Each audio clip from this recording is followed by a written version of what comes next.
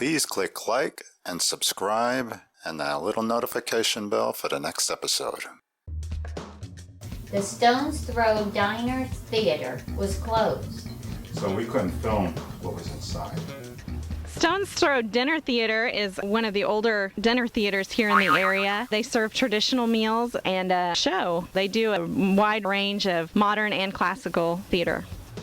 We visited the 66 Drive-In Theater, but it was closed when we got there.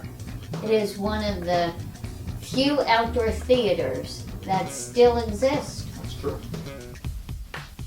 The 66 Drive-In in Carthage, Missouri is one of the last drive-ins on Route 66. It shows 2 new release movies on Friday, Saturday, and Sundays, starting the first Friday in April and running through October. Wendy, I want to thank you very much for the tour of your town and this wonderful museum behind us, and I hope it generates a lot of tourism for your city. And just want to say thank you very much. Well, thank you for your time, and thanks for stopping in, Vincent. Beautiful. We went to Red Oak, a town built by an artist. And nobody lives there. You are free to explore the town. And also some of the buildings which are left open. Yep. It's a lot of fun there. I was. First thing we see is like an outhouse on wheels, like a little thing people tour it around with. And if you look inside, that's what it is. It's an outhouse. You can go up to the porch.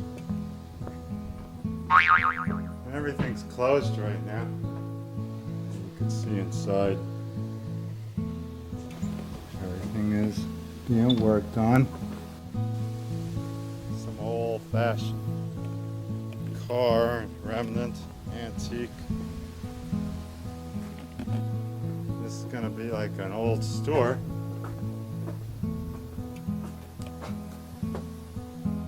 Hello? Now we continue on. We're heading for an old gas station replica in this mock town. This town really doesn't exist. It was built by a couple guys. So here we go. Look at this town. They got the old-fashioned gas pumps that we see up and down Route 66. You'd stand up and say, "Repent, you sinners, repent." Of course, I don't have a congregation, but had I a congregation, they'd start singing. I see the light. Out we go.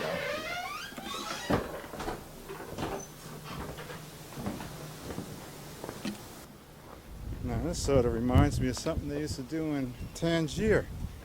The plumbers would make these kind of things and stand out in the square, advertising the way they would do plumbing. And here we have it as a sculpture. Nice.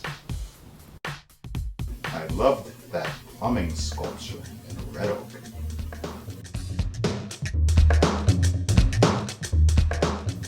But there was another artist on the road Who made the Wren and Pryor totem pole.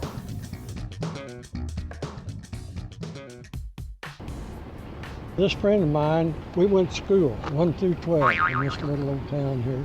And he's artistic, he's multi-talented. He's an artist and a writer. I seen on a trip up in northern BC, Prince Rupert. It's right next to Ketchikan. Anyway, there's a lot of totem poles in town. And Jerry was out here one day and we were just sitting and talking. I said, "Jerry, I'd sure like to have a totem pole." He's the kind of guy that, to him, that was an opportunity. He said, "Okay, let's do it."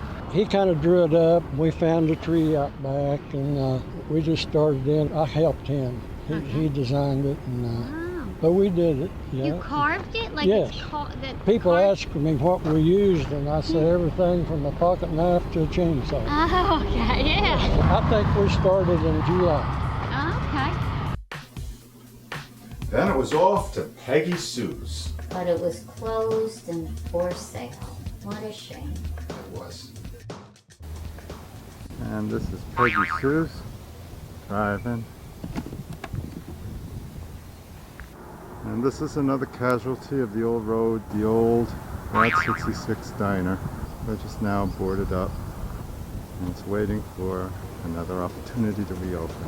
We went to Webb City to the Bishop Deli because that was our next stop.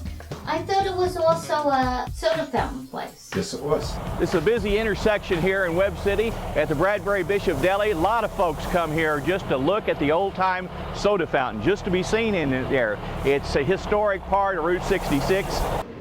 After the building was sold one time, a group of citizens got together to save this historic monument to the old soda fountain days. So many of us have had sodas here over the years, and it's just extremely popular.